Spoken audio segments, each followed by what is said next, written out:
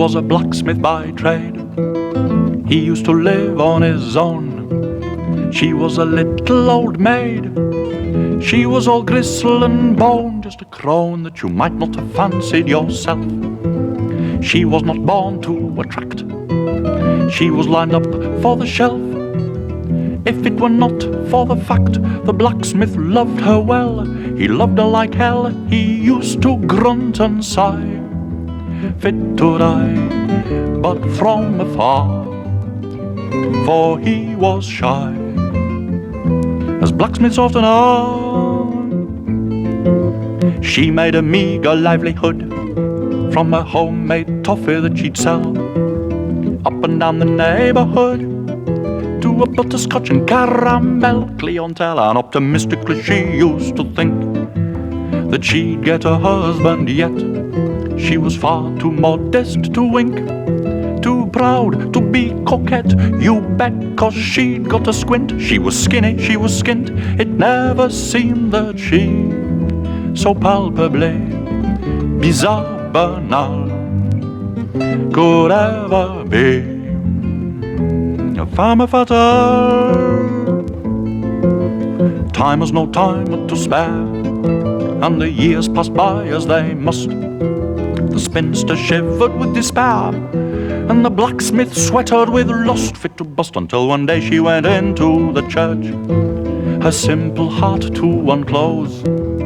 Lord, don't leave me in the lurch. Don't turn up your nose. God knows I'm not much cop, but me legs go up to the top. Oh, tell me why you've passed me by. And if you can, dear Lord on high, get me a man. She was in for a shock, for high in the tower like a bird, the smith was mending the clock, and he had overheard every word. He nearly fell off his perch with delight, but stout fella, he kept his head. He didn't snigger as a lot of men might, but in the tones of Jehovah instead, he said, "You're not bereft, there's a good lad left. He's nothing flash, but still reliable, staunch and true. Dear daughter, will a blacksmith do?" The spinster's eyes opened wide when she heard the Almighty One. In a trembling voice she replied, "Lord, any man is better than none." Whereupon the joyous blacksmith went home at the trot, dressed up to kill in a tick.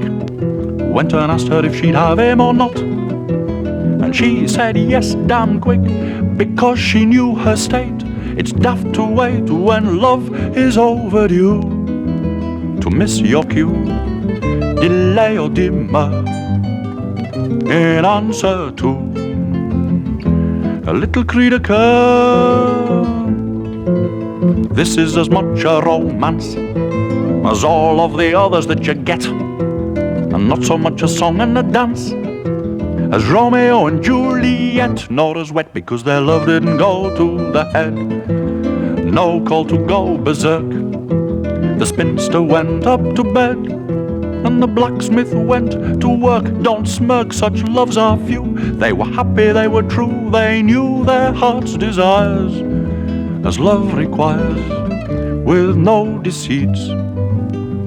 He used his fires to boil up her sweets.